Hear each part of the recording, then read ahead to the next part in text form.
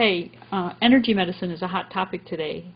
I've read about it, a number of articles in Newsweek and Time magazine. Can you explain a little bit what energy medicine is?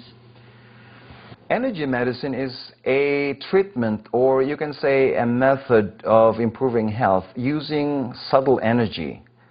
And to me, it is equated to healing science.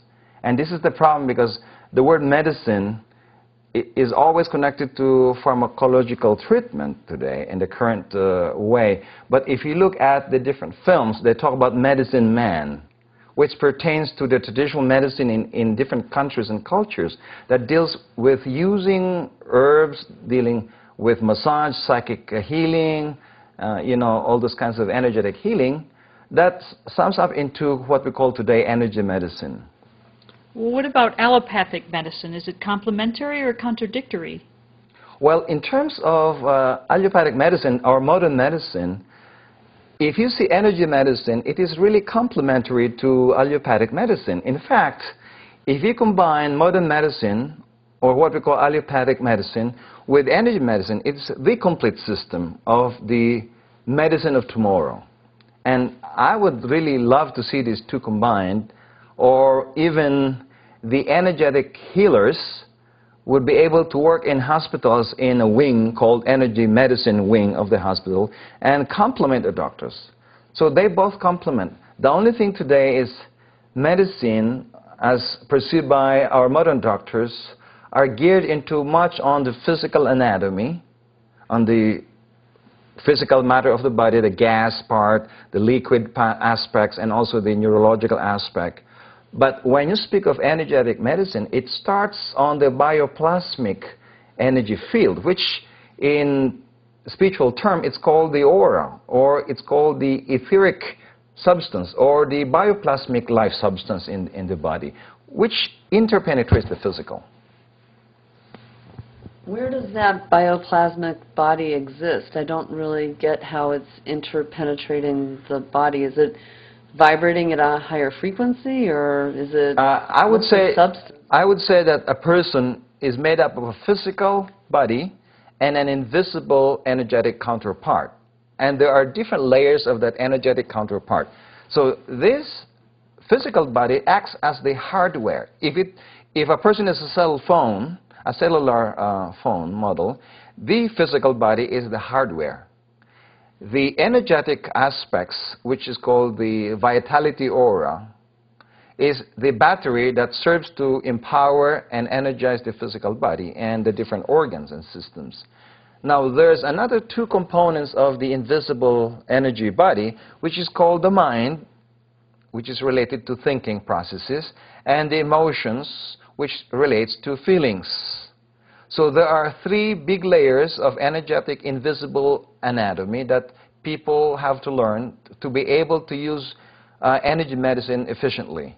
Whereas the medical doctors use more the physical body, and including its neurological components and hormonal, chemical, and physiological components. So when people talk about the mind-body connection, is this how they're connected together through this energy system? Yes, definitely. The connections between the body and the mind is the energetic field called the vitality aura.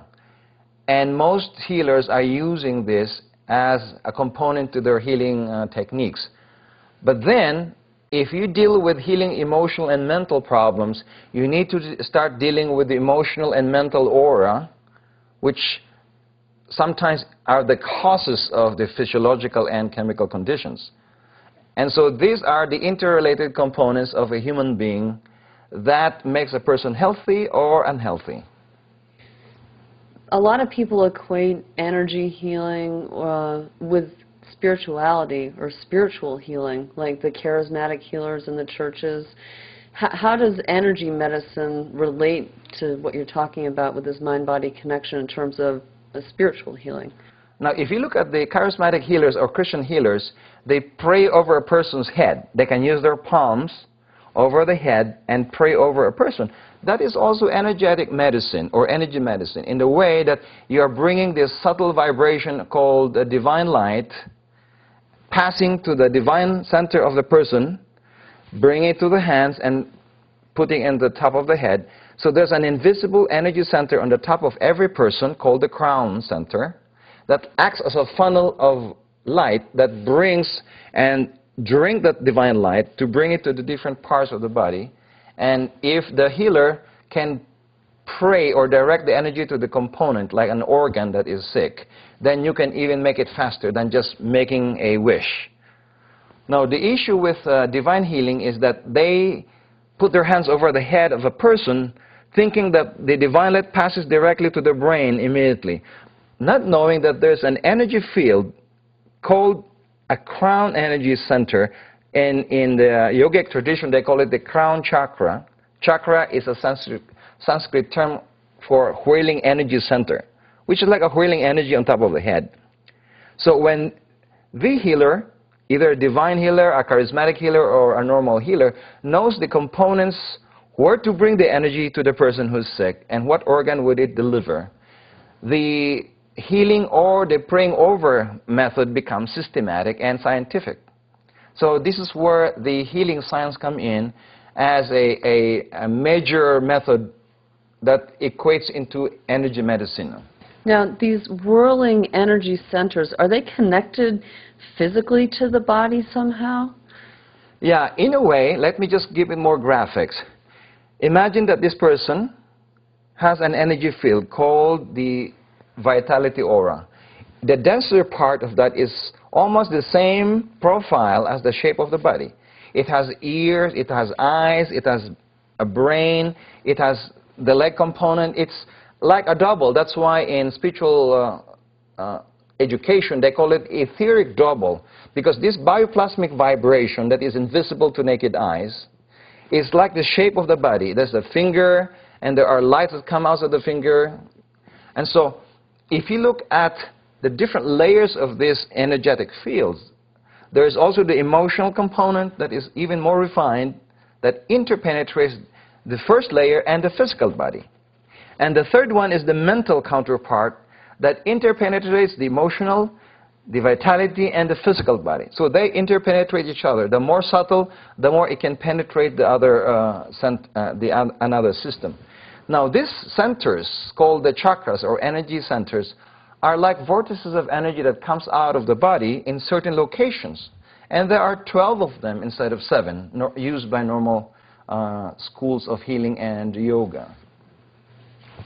So these energy centers, do they physically affect the physical body in a certain way? Are they linked to the organs? Or? Okay, this is a good question, because this is where energy medicine really come into being.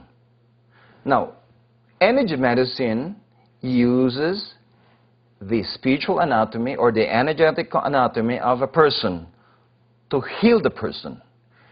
Allopathic medicine, the normal medicine, uses drugs or pills or surgery or anything very physical and very chemical or at most neurological stimulation to affect the physical body to cure diseases and or palliatively improve the conditions.